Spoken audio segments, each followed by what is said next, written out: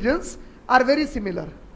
Before I discuss the historical and religious perspective of the name of God in Judaism and Christianity, I would like to throw light on Hinduism, which is considered to be the majormost religion of India, and of course Hinduism is the third majormost religion of the world also.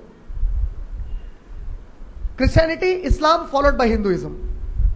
Now, Hinduism is a very complicated system of life basically. More than a religion or a divine concept, it's a very complicated system of life. It is very difficult to fix a particular definition for Hinduism, because Hinduism evolves around several concepts, and after studying a lot of Hindu concepts, the scholars, the historians, they have divided Hinduism on the historical grounds under 6 main concepts known as darshanas. These darshanas are nothing but the 6 major schools of thought of Hinduism. Majority of the Hindus, they have a belief that there is a Brahma, and this Brahma is the creator, and he is associated with Vishnu, the cherisher, and Shiva, the destructor. And these three, they say, are not equal to the Brahman. Now this again confuses. You ask, what is a Brahman? They say it's the supreme being. And that supreme being, it created the entire universe. And when you ask them what is Om, that they utter, Om, they say it is the cause of the creation.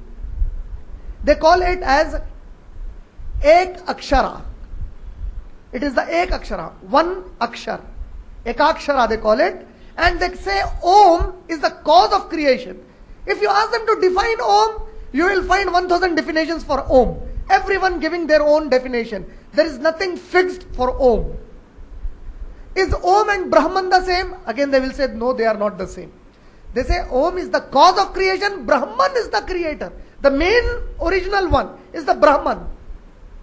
Now to understand Brahman, the Hindus have divided themselves into 6 main historical groups, or the schools of thought, or the religions.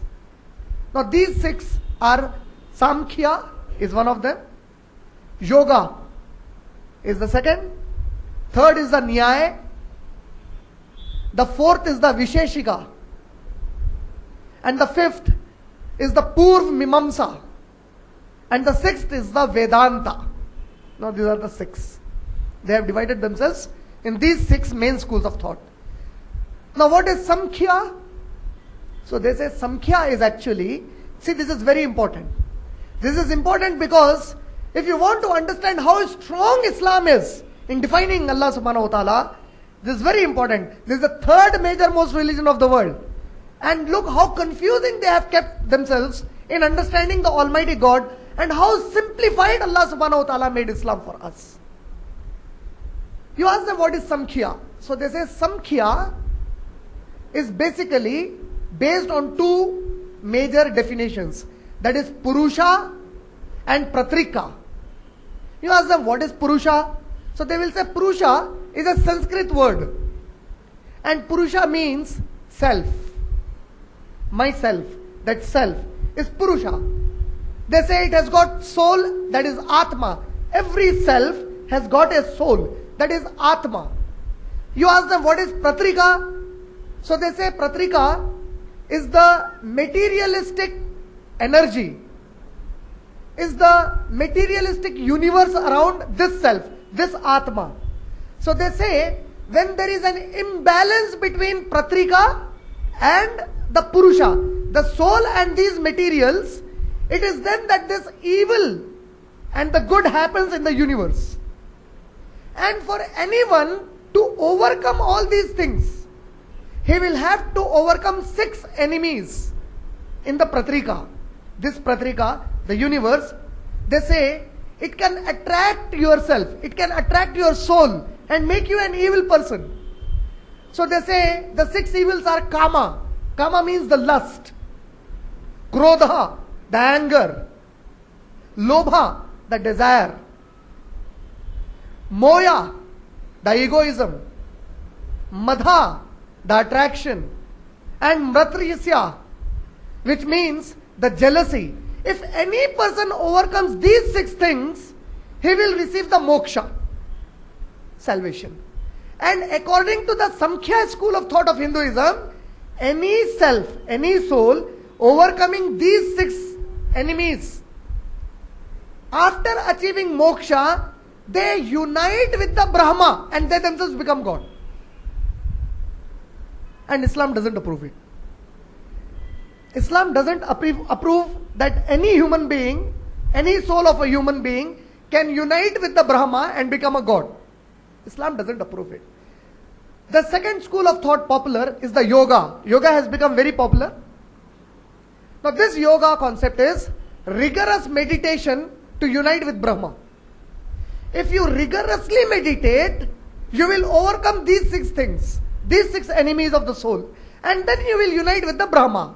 Again, Islam doesn't accept it. The third one is Nyaya. The concept of Nyaya is based on logic and reasoning. What is Nyaya? For any suffering in the world, if you want to overcome the suffering, try to become rational in your approach.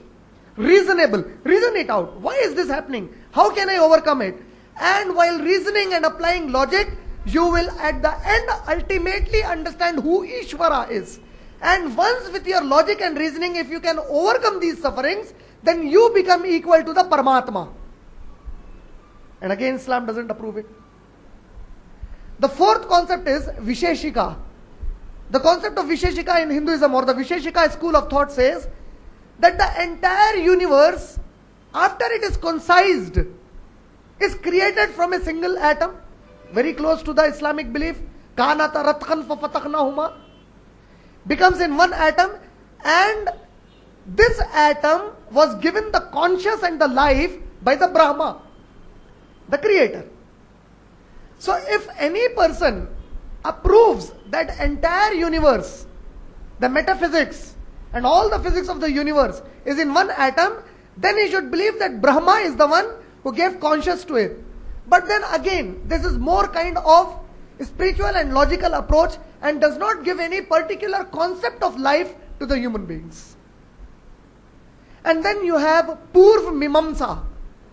Now this Purv Mimamsa you will find very close to certain Muslim beliefs and other religious beliefs. What is Purv Mimamsa? The Purv Mimamsa concept says, for any human being to attain moksha, salvation, he should do two things. Those 2 things are, he should always keep uttering mantras, which in Arabic we refer as zikr. If you read Surah Ankabut, Surah number 29, ayat number 45, Allah says, Utlu yuha ilayka minal kitabi. Recite to them what we have revealed in the book to you. Wa aqimis salah, and establish salah. Inna salata tanha anil fahshai wal munkar. Most certainly the salah restrains you from evil and shameful deeds. Wala zikrullahi akbar. The zikr of Allah is the greatest.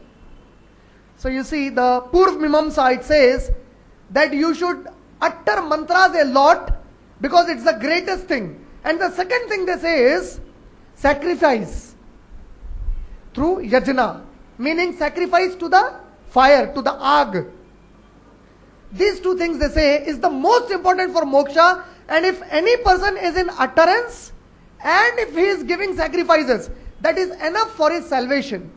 But Islam says there is something called karma, actions. So this concept of Hinduism falls short of karma, meaning action, good deeds. Islam merely does not say, just say Allah, Allah, Allah, Allah, Allah, Allah, leave the world, leave your parents, leave your wife, leave your children. Islam doesn't approve this.